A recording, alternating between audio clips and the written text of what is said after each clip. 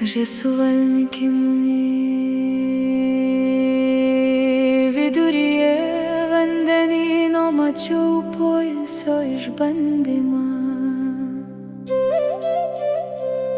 kurį turėjo įveikti Hanumanas Šani įtakoje.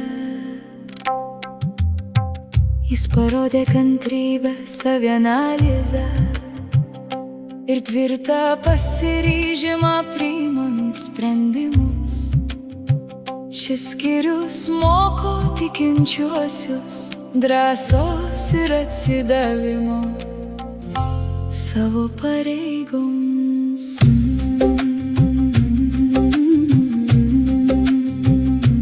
Kaip ramus Mainakos kalno vėjas, jo drąsa, jis nestovi vietoje, vykdydamas ramos užduotis Šani mokymų šviesoje.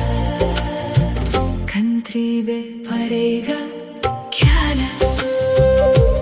Kaip ramus Mainakos kalno vėjas, jo drąsa, jis nestovi vietoje, vykdydamas ramos užduotis Šani mokymų šviesoje. Kantrybė, pareiga, kelias.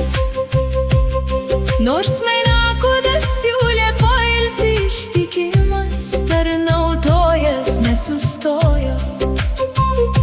Išbandymus, kurie ateina Šani laikotarpiu, jis įveikė drąsiai. Kaip ramus Mainakos kalno vėjas, jo drąsa, jis nestovi vietoje, vykdydamas ramos užduotis Šani mokymų šviesoje. Kantrybė, pareiga, kelias. Jis rodė pagarbą, vykdė įsakymus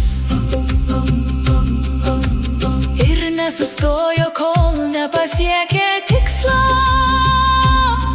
Šani pamoka, kantrybė ir atsidavimas pareigoms. Kaip ramus Mainakos kalno vėjas, jo drąsa,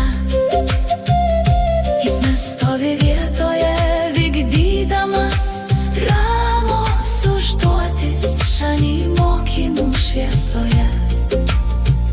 Kantrybė, pareiga, kelias. Nors atėjo kvietimas ilsėtis, jis nepaliko savo pareigos. Jei tikintieji laikysis šių dorybių Šani laikotarpiu, jie galės įveikti bet kokią kliūtį.